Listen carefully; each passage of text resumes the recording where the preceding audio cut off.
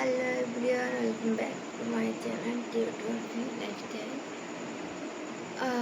তো আজকে কালকে এখন অষ্টমী পুজো হবে একটু পর, অনেকক্ষণ পরে। তো এখন সকালবেলা ওখানে যেতে হবে, অনেক রাত, অনেক বাজে। তো এখন 3:36 বাজে। তো বাইরে পুরো অন্ধকার পিছনটাতে। তো এখন স্নান করে আমি যাব প্যান্ডেলে। তো এখন স্নান টান করে রেডি হয়ে তোমার সাথে দেখা হচ্ছে। আমি এখন স্নান করে চলে এসেছি। এখন আমি রেডি হব, রেডি হয়ে তারপরে মণ্ডপে যাব। তো রেডি হয়ে তোমাদের সাথে আমি দেখা করছি, কারণ রেডি হতে হতে যদি আমি ব্লগ বানাই তাহলে অনেকটা সময় চলে যাবে আর আমি লেট হয়ে যাব। তো আমি রেডি হয়ে তোমাদের সাথে দেখা করছি। টাটা।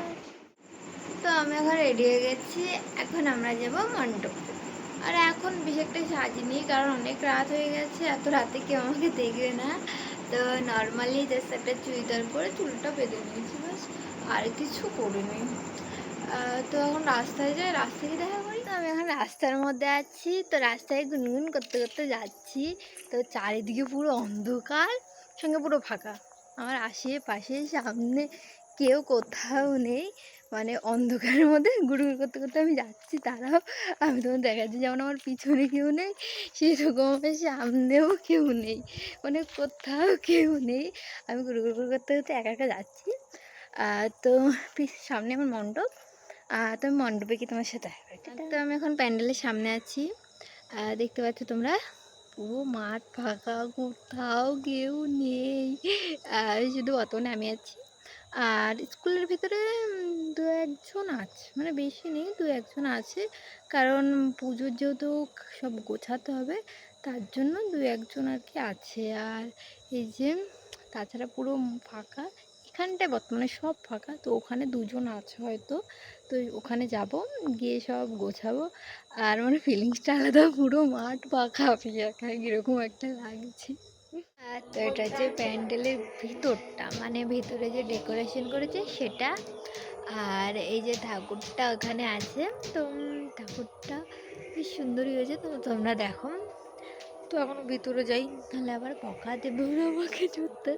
তো হে দেখ, তো আমি এখন ঠাকুরের জন্য দুব্বা তুলছি। তো ঘরে একটু কাজ করছিলাম, তো কাজ করতে করতে এখন বেলা হয়ে গেছে, দিন হয়ে গেছে দেখা।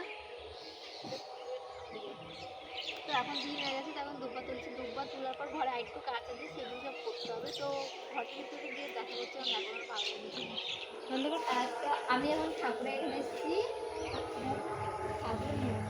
তখন আমি ভালো করে ব্যাকগ্রাউন্ডের মুখটা দেখাতে পারিনি, তো এখন এই দিক দিয়ে দিচ্ছি। এইদিকে দেখো সব ঠাকুরগুলো পরপর আছে, আর আমি মাঝখানে। আমি সবাইকে নমস্কার। আজকে মহাষ্টমী, সবাই আনন্দ করো। ঠাকুরের জন্য ফলগুলো রেডি করছিলাম, রেডি করে ঠাকুরের ওখানে দিতে হবে। তো তোমরা দেখতে থাকো আর কি কি করলাম আমি।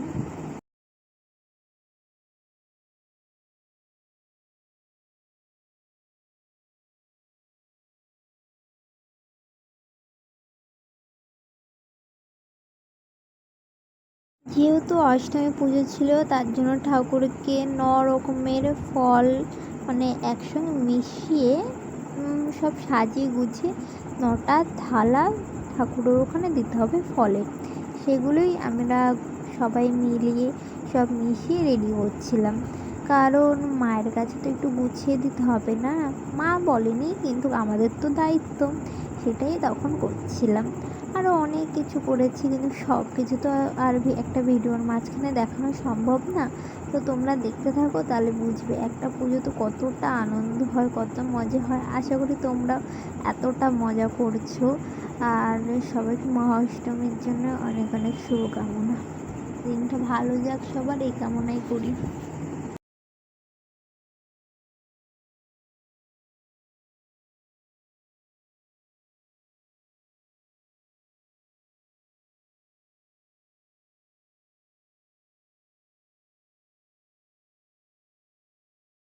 তো ফলমল কাটা সব রেডি করে ঠাকুরের ওই জায়গায় আমি দিয়ে চলে এসেছি। আর এখন মাইকে অ্যানাউন্সমেন্ট করছে অঞ্জলির জন্য, তখন ভিতরে গিয়ে অঞ্জলিটা দেবো। তো অঞ্জলি দেওয়ার সময় মনে হয় না ব্লগ বানাতে পারবো, কারণ ভিতরে প্রচুর প্রচুর ভিড়। মানে আমাদের এখানে পুজোতে এতটা ভিড় হয় যেটা বলার বাইরে, সেটা আমি দেখাচ্ছি, দেখলে বুঝবা। এটা হচ্ছে জাস্ট এটা হচ্ছে অঞ্জলি দেওয়ার ভিড়। তো ভিতরে অঞ্জলি হচ্ছে, আমি এখন অঞ্জলিটা দিইনি, একটু পর দেবো, কারণ প্রচুর ভিড়, এত ভিড়ে দেবো না, যখন একটু ভিড়টা কম থাকবে তখন দেবো। তো অঞ্জলি দেওয়ার সময় মনে হয় কোনো ক্লিপ নিতে পারো, ভিডিও যদি নিতে পারি তো দেখাবো, আর না নিতে পারলে তারপরে হবে। তোমরা যেটা জানো, আমি প্রথমে বলেছিলাম 3:30-র সময় আমরা এসেছি এখানে, মানে স্নান করেছিলাম, রাতেবেলা আসলাম। তো তখন এরকমই অবস্থা ছিল, সাজিনি, আর সকালবেলা আমার সাজতে ইচ্ছা করেনি, কারণ প্রচুর গরমটা ছিল, তার জন্য সাজতে পারিনি, সাজতে ইচ্ছে করেনি। তো সাজিনি, এই জন্য আমি এরকম অবস্থায় আমি অঞ্জলি পুজো সব দিয়েছি, পরে রাতে সাজবো না, কারণ খুব গরম, এতটা গরম ঘেমে যাচ্ছে শুধু। অঞ্জলি দিয়ে আমরা বেরিয়ে গেছি, তো ভিতরে ক্লিপ নিতে পারিনি কারণ প্রচুর ভিড় ছিল। এখন পুরো মাঠ ভিড়। তো আমার মার পরে সামনের দিকে দেখতে পাচ্ছি ফুল পড়ে গেছে, আর মাঠে প্রচুর ভিড়, না ছবি তুলতে পারছি না, কিছু বলছি। আমার কথাটাও তোমরা শুনতে পারবে নাকি তার কোনো ঠিক নেই, কারণ আর একটা ভাই ছিল। আমি দিদির বিগ ফ্যান, সবাই সাবস্ক্রাইব লাইক করে দিন। Thank you. তোর মাঠে এতটা ভিড় যে কোনো ক্লিপ নিতে পারিনি অঞ্জলি দেওয়ার সময়। তো পরপর অনেক কিছু আসবে, তো একটা ভিডিওতে সব কিছু বলা সম্ভব না। নেক্সট ভিডিওতে আবার দেখা হচ্ছে, তো যদি কোনো ক্লিপ পাই এর মধ্যে দিয়ে দেবো। টাটা। অঞ্জলি দেওয়ার কিছুক্ষণ পরে আবার মন্দিরে গেছিলাম, তো তখন সব ফলগুলো নিয়ে ঘরের মধ্যে রেখে আসতে গেছিলাম। তো ফলগুলো দিচ্ছিল, ফলগুলি নিয়ে আমি ঘরের মধ্যে এক জায়গায় রেখে দিচ্ছিলাম, যাতে মানে কোনো কিছু না পড়ে, ঠিক গুছিয়ে রাখছি।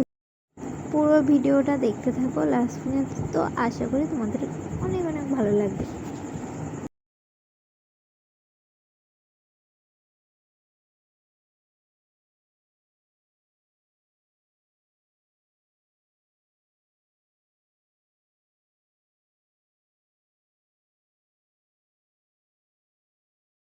ঘরের মধ্যে দেখতে পাচ্ছ সব আমি ফলগুলো গুছিয়ে রেখে দিয়েছি। এখানে ঠাকুরের কাছে যত রকম ফল দিয়েছিলাম, যা যাবতীয় হোক সব নিয়ে এসেছি। আর ভিডিওটা কেমন লাগলো অবশ্যই জানিও, আর থ্যাংক ইউ দেখার জন্য।